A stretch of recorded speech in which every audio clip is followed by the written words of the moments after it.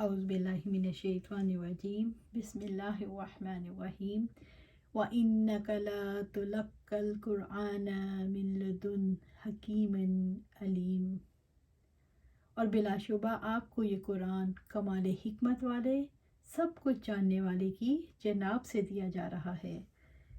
سورۃ نمل آیا 6۔ وَإِنَّكَ لَتُلَقَّى الْقُرْآنَ، اور بلا شبہ آپ کو یہ قرآن دیا جا رہا ہے، یعنی یہ قرآن جو آپ صلی اللہ علیہ وآلہ وسلم پر نازل ہوتا ہے، جس کی آپ صلی اللہ علیہ وآلہ وسلم کو تلقین کی جاتی ہے، جو آپ صلی اللہ علیہ وآلہ وسلم کو سکھایا جاتا ہے۔ قرآن مجید کی ہدایات نبی صلی اللہ علیہ وآلہ وسلم کو براہ راست دی جا رہی تھیں۔ تو لقا کے لفظ سے ہدایات کے بارے میں پتہ چلتا ہے کہ وہ براہ راست دی جا رہی تھیں۔ رب العزت نے فرمایا یہ اس میں سے حکمت کی باتیں ہیں جو آپ کے رب نے آپ کو وحی کی ہیں۔ سورۃ بنی اسرائیل آیا 39۔ من لدن حکیم علیم، کمال حکمت والے، سب کچھ جاننے والے کی جناب سے۔ علیم کا مطلب ہے جاننے والا۔ اللہ تعالیٰ نے علیم ہونے کی بنیاد پر قرآن مجید نازل کیا ہے، یعنی اپنے علم سے ہر کام کی تدبیر کرنے والے رب نے اسے نازل کیا ہے۔ اللہ تعالیٰ حکیم ہے، ہر چیز کو اس نے حکیمانہ انداز میں بتایا ہے۔ قرآن مجید اللہ تعالیٰ کے علم اور حکمت کا نمونہ ہے۔ اس کے مقاصد، احکام و فرائض، طریقہ کار، اجزاء کے تسلسل، اپنے موضوعات کے درمیان ہم آہنگی اور توازن کے اعتبار سے یہ علم و حکمت کا نادر نمونہ ہے۔ حکیم، دانا ہستی کی طرف سے نازل ہوتا ہے، جو تمام اشیاء کو ان کے مقام پر رکھتی ہے اور ان کی جگہ پر نازل کرتی ہے۔ علیم، باخبر ہستی کی طرف سے نازل ہوتا ہے، جو تمام امور کے اسرار و رموز کا علم رکھتی ہے، جس طرح وہ ان کے ظاہر کا علم رکھتی ہے۔ چونکہ یہ قرآن دانا اور باخبر ہستی کی طرف سے ہے، اس لیے معلوم ہوا کہ یہ تمام تر حکمت اور دانائی اور بندوں کے مصالح پر مشتمل ہے، اور کون ہے جو ان کے مصالح کو اللہ سے بڑھ کر جانتا ہو۔ اذ قال موسیٰ لأہلہ انی آنست نارا سآتیکم منہا بخبر او آتیکم بشہاب قبس لعلکم تصطلون۔ جب موسیٰ علیہ السلام نے اپنے گھر والوں سے کہا، یقیناً میں نے ایک آگ دیکھی ہے، جلد ہی میں آپ کے پاس وہاں سے کوئی خبر لاؤں گا، یا آپ کے لیے کوئی سلگتا انگارہ لے آؤں گا تاکہ آپ سینکیں، تپا سکیں۔ سورۃ نمل آیا 7۔ رب العزت نے موسیٰ علیہ السلام کے حالات سے ابتدا کی ہے، ان پر وحی کی ابتدا کیسے ہوئی، اللہ تعالیٰ نے ان کے ساتھ کیسے کلام کیا، انہیں کیسے عاجز کر دینے والی دلیلیں دی اور فرعون اور اس کے سرداروں کی طرف مابعوث فرمایا۔ موسیٰ علیہ السلام جب مصر سے مدین پہنچے تو چند سال قیام کرنے کے بعد مصر کی طرف روانہ ہوئے۔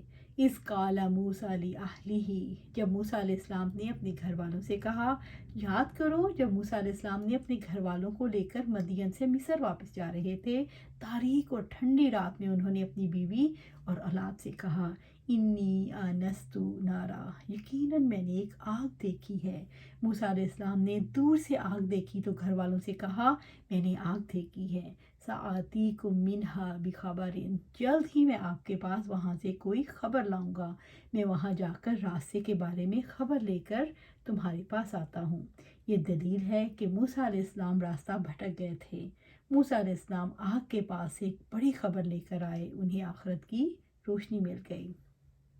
وَآتِيكُم بِشَهَابٍ قَبَسٍ، یا آپ کے لیے کوئی سلگتا انگارہ لے آؤں، یا تمہارے پاس کوئی انگارہ ہی اٹھا لاؤں، لعلکم تصطلون، تاکہ آپ سینکیں، تپا سکیں، تاکہ آپ آگ تاپ سکیں، کیونکہ رات شدید ٹھنڈی تھی اور سردی سے بچاؤ کے لیے آگ نفع مند تھی۔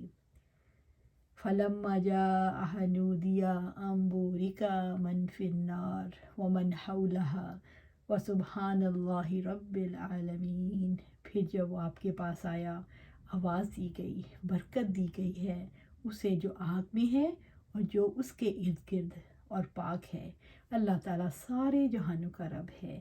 سورۃ نمل آیا 8۔ فَلَمَّا جَاءَهَا، پھر جب وہ اس کے پاس آیا، جب موسیٰ علیہ السلام آگ کے پاس پہنچ گئے، نودیا آواز دی گئی، یعنی انہیں رب العزت نے آواز دی، امبوری کا من فی النار، یہ کہ برکت دی گئی ہے اسے جو آگ میں ہے، یعنی جو آگ میں ہے وہ پاک ہے اور وہ اللہ جل جلالہ کا نور تھا، ومن حولہا، اور جو اس کے ارد گرد ہے، اس کے ارد گرد ارض مقدس اور شام تھا۔ اس سے مراد ارد گرد والے فرشتے بھی ہیں، یعنی اللہ تعالیٰ نے موسیٰ علیہ السلام کو پکارا اور آگاہ فرمایا یہ نہایت مقدس اور مبارک جگہ ہے، یہ اس مقام کی برکت ہی ہے کہ اللہ تعالیٰ نے اس کو مقام کو موسیٰ علیہ السلام کو شرف کلام بخشنے، آپ کو آواز دینے اور آپ کو رسالت سے سرفراز کرنے کے لیے منتخب فرمایا۔ موسیٰ علیہ السلام فرماتے ہیں کہ رسول اللہ صلی اللہ علیہ وسلم نے ہم میں کھڑے ہو کر 5 باتیں فرمائیں، یعنی کون؟ ابو موسیٰ رضی اللہ تعالیٰ عنہ فرماتے ہیں کہ آپ صلی اللہ علیہ وسلم نے ہم میں کھڑے ہو کر 5 باتیں فرمائیں کہ اللہ تعالیٰ سوتا نہیں اور نہ ہی سونا اس کی شان ہے، میزان ایمان کو جھکاتا اور بلند کرتا ہے، اس کی طرف رات کا عمل دن کے عمل سے پہلے اور دن کا عمل رات کے عمل سے پہلے بلند کیا جانا، اور اس کا حجاب نور ہے۔ ابو بکر رضی اللہ تعالیٰ عنہ کی روایت میں ہے اس کا حجاب آگ ہے، اگر وہ اسے کھول دے تو اس کے چہرے کی شعاعیں جہاں تک اس کی نگاہیں پہنچتی ہیں مخلوق کو جلا دیں۔